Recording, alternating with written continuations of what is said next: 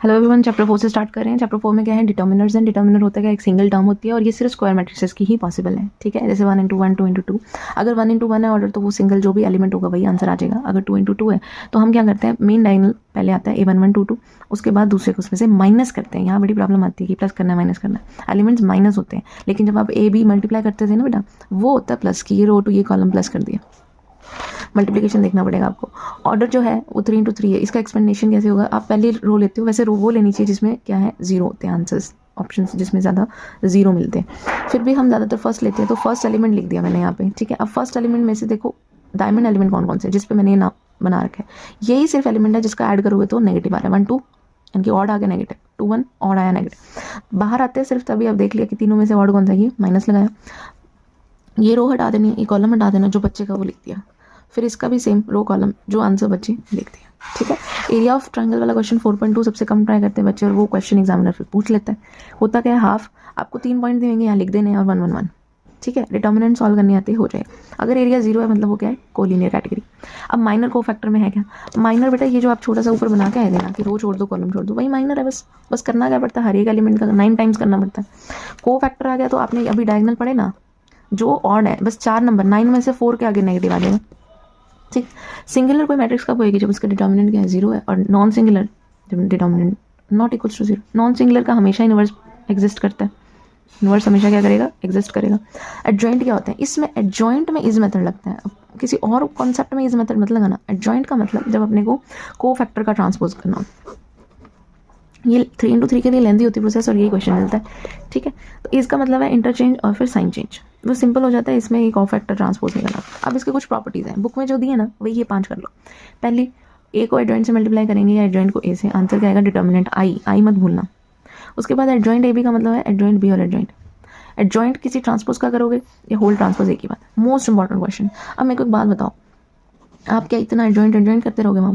आपको फॉर्मूले अगर 5 याद है ना, तो आपको एडजॉइंट तक निकालने की जरूरत नहीं, सिर्फ डिटर्मिनेंट और पावर कर दिया। एन क्या है यहाँ पे, जैसे 3 इंटू 3 ऑर्डर है तो एन 3 है। समझ गए, 5 फॉर्मूले रट लो, लिख लो इसको। ठीक है, और 1-2 क्वेश्चन में तो अप्लाई भी हो जाते हैं बुक के। उसके बाद आता है इनवर्स। इनवर्स वाला जो क्वेश्चन है ना, वो आपका मैट्रिक्स मेथड में आता है। ठीक है, अब एक इक्वेशन वाला क्वेश्चन जो पीछे रह गया था, इक्वेशन कोलिनियर था ना, उसमें एक एक्स और एक वाई अपनी मर्जी से मान लो और सॉल्व वैसे ही कर लो, इक्वल 0 मान के। कुछ एक्स्ट्रा फॉर्मूला और मैंने लिख दिया यहाँ पे, लेकिन वही पिछले 5 कर लो तो ही बहुत है। ठीक, इनवर्स होता क्या, inverse is adjoint A upon determinant A. तो आपने क्या किया, ए बी का inverse B inverse A inverse होता है, ट्रांसपोज का इनवर्स 1/a पहले पढ़ लिया है आपने। मैट्रिक्स मेथड में क्या होगा, आपको एक इन्वर्टिबल कोई मैट्रिक्स मिलेगी। ठीक है, ये बात मैंने इंपॉर्टेंट लिखी है, बुक से लिखी है। इन्वर्टिबल मैट्रिक्स जो होती है ना, वो सिमेट्रिक होती है। किसी का इन्वर्स करते हैं ना इन्वर्टिबल का, तो वो सिमेट्रिक होती है। A x is equal to B आ गया, एक मैट्रिक्स आ गई, उसमें एक्स और बी की वैल्यू दे दी। अब सिंगुलर नॉन सिंगुलर की बात समझो। अब मैंने यहाँ पे लिखा कि 1/a है ना, तो अब जब ये फॉर्मूला लगेगा तो होगा क्या, यहाँ पे A x is equal to B आया, x is equal to A inverse B आया। ए इनवर्स यानी कि 1/a एडजॉइंट ए बी। सिर्फ इतनी बात याद रखो। अगर ये तो 0 आ गया ना, तो आपने चेक करना है कि ऊपर वाला भी 0 है कि नहीं है। अगर ये दोनों ही भाई बहन मिलकर 0 हो गए तो कंसिस्टेंट।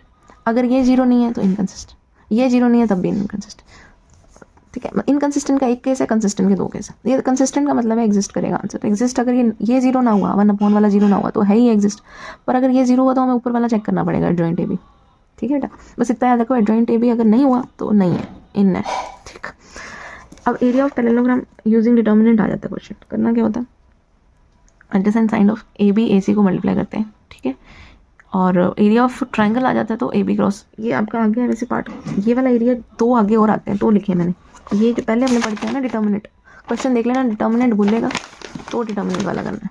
ठीक है, इस चैप्टर में इतने क्वेश्चंस दिखते नहीं है क्योंकि आपको ऑलरेडी एडजॉइंट वगैरह फाइंड करना होता है। ठीक है, just you need to go through the questions, specially ये जो जितने भी केस स्टडी वाले क्वेश्चन हैं। ठीक है, ए इनवर्स फाइंड करना है, इक्वेशन है, मैट्रिक्स मेथड करके ना अगर आप, तो चैप्टर 4 कर लिया समझो। ठीक है, फिर इसका कोई ऐसा क्वेश्चन ही नहीं बचता कि कुछ नया आ जाए। सब कुछ इसमें जितने क्वेश्चन हैं, थ्योरी बेस्ड क्वेश्चन हैं, वो थोड़ा गो थ्रू कर लेना, क्योंकि आपको इक्वेशन में प्रॉब्लम आती है।